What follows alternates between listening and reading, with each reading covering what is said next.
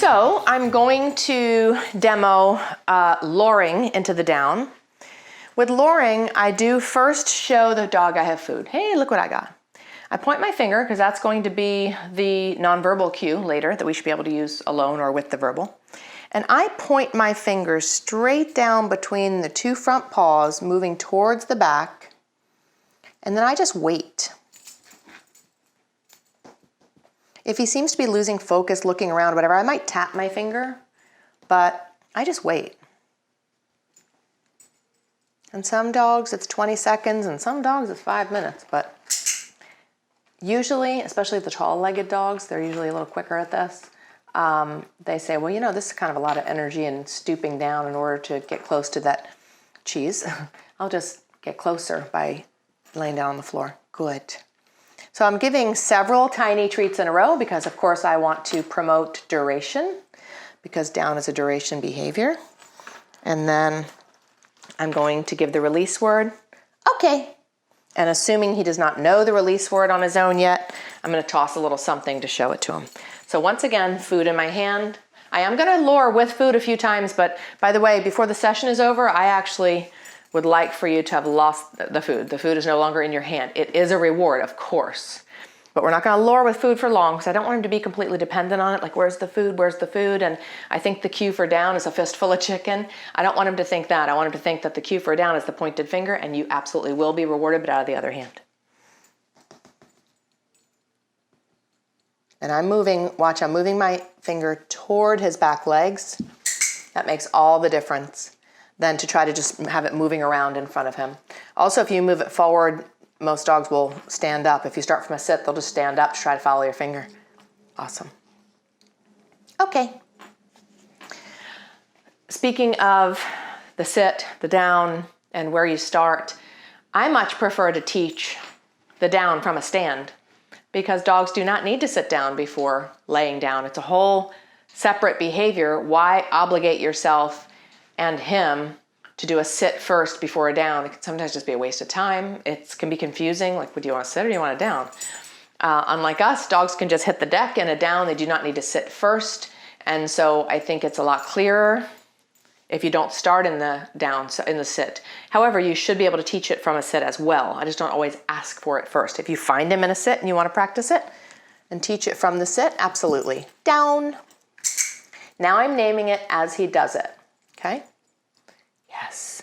Feeding him right here, by the way, I'm not feeding him here. I don't want him reaching up or out for it. There's no reason to feed this way for the down because what we really want is for him to be dedicated and comfortable and relaxed in this position. Awesome. So I feed him there. That's where he's enjoying the reward. Okay. That's a cheater. Okay. Where'd it go?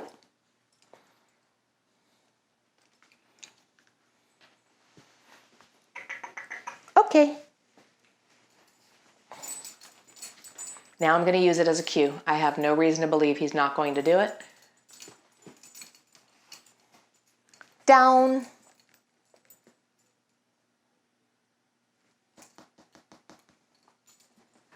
Beautiful. I love that he is rolling his hips automatically. If he wasn't, I would help him do that by lowering his nose toward his ribs. But you see this nice, relaxed, rolled over on the hip, down position. That's the position we're trying to teach for down, not the Sphinx, the happy Sphinx position about to pop up at any second. There's nothing wrong with that position. It's lovely. It's fine. But for most pet dogs that you'll be training, when they are asked to down, the reason their mom might ask them to down is so we just want you to chill out here for a little bit, honey. Here, why don't you lay down and we'll, pet you while we watch TV, or lie down so I can give you a bully stick while I have my coffee at Starbucks, whatever. So that means we want to relax down, not the Sphinx position. You ready? Okay, so next thing, I'm going to use food as a reward. It's in the other hand. This is my clicker. This is how I do it. Clicker, ready to click. Food, it's behind here. This is an empty hand, okay? Granted, it might be a little dirty with chicken juice, but it is my empty hand. I don't want him thinking the treats are a part of it. down. Beautiful. Now this hand comes directly out immediately. I can't just start fussing with food over here because a lot of dogs, some of the more tightly wound, wired dogs will be up already. They'd be up and whoa! I want to be able to reward right here when he's in this lovely rolled hip, relaxed down position. I'm rewarding that. Yes. Okay. So again, food is in the other hand. Multiple treats, by the way. I want to reward duration, so I have multiple treats ready. This one's gonna be from the stand. Pointed finger, down. Look at you. Lovely. And this food comes out from behind my back, so he doesn't have to judge like, oh, am I supposed to go over there? Because she's messing with treats over here. No, I just bring them right over and I feed right here. Beautiful, smart baby. Yes. And I love that he's starting to get a little more comfortable with me having food right here by his face and coming toward his face. Okay. One of the lovely benefits of this training and of being very positive about the whole thing. He's now gotten comfortable with the fact that pretty much every time I rush your face, it's to give you chicken. So he's getting more confident about all of that. You ready? So of course we want to be able to have our dogs understand that down is down is down. The down cue works no matter whether I'm standing up or lounging on the sofa or on the floor. So this is a great place to teach down because it helps him. You know, we're very low together. He's much more likely to hit the deck if I'm down here with him. But of course I want him to understand it no matter what position I'm in. And eventually, of course, whether it's, you know, tomorrow or next week or next month, I want to be able to ask for a down from a stand so I don't have to get on the floor. And I want him to truly understand that, not just expect him to know it because I taught it even though I only taught it here.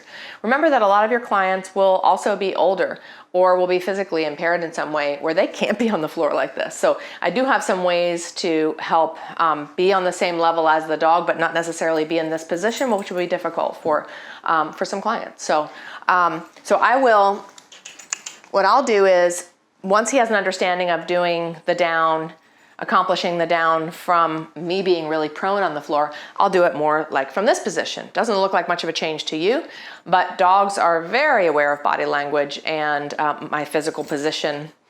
And so believe me, he has noticed the difference. Okay. And because it's so subtle, I don't think he's gonna have a problem with this, but I want to go subtle, small steps. Pop, pop, pop, pop. Clicker and treats in this hand. Ready? So from this position, down. No problem. Yes, smart fella. Good. So good. I'm feeding him on this side, so this side of the C curve, right? Because I want to encourage this relaxed position. I don't want to have to feed it over there because it'll oftentimes get them out of the rolled hip. Please notice I am feeding lots of teeny weeny pea-sized treats rather than just one big hunk of treat. Because by doing this, I am encouraging and rewarding duration. I also can do this to help with duration no matter what I'm doing. I can be dropping these teeny pieces as I get up. This is going to be harder for some puppies than others. But I want him realizing that what I'm doing here has nothing to do with whether he's supposed to still be in the down since he hasn't heard the release word yet. Okay. Once he hears the release word, oh, he's like, I'm not going near that camera. Okay. And he can get up. So then you're going to go from ever higher positions, but please be sure to break it up into tiny pieces. There is absolutely no reason to jump from being on the floor to being fully upright. It's just confusing for the dog. Come here, buddy. Hi, you ready to do it again? So now I'm going to do this from a little higher up, down. So I'm bending, my hips are still low, I'm looking at the floor, I'm pretty close to the floor, but it's a different position and he knows it. Yes. So for him, that was not really a guess, but that was is this it? You look kind of weird and different than what we just learned it in, but okay. Okay. And I love that he, like all other dogs who are trained purely positively with just reinforcement, he's not afraid of getting it wrong because there's no penalty for getting it wrong. He just wasn't quite sure. Hey, boo-boo. Let's do another one. So a little higher. down.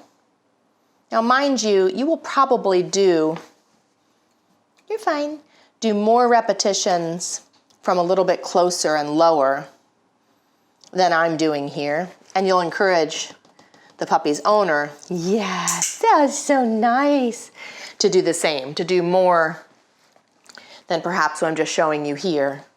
If you keep it fun and don't drill the dog for 17 repetitions, the repetition can be very helpful. Okay.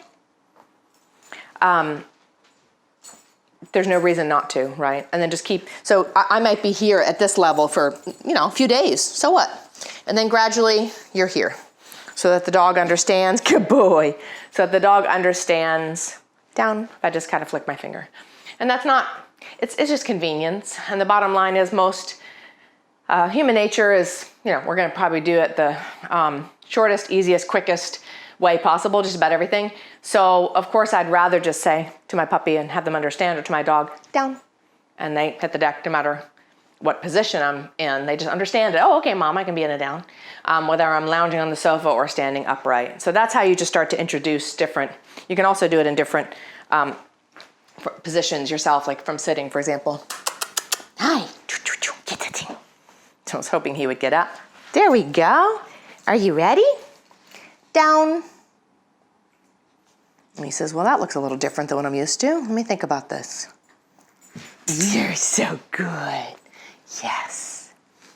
And by clicking, I mark the behavior and say, yep, you were right. That was it. Even though I'm here, down is down is down.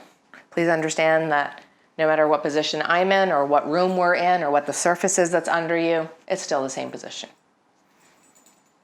Awesome, the best boy. Thank you so much for watching. If you learned anything from that video, please like and subscribe to our channel.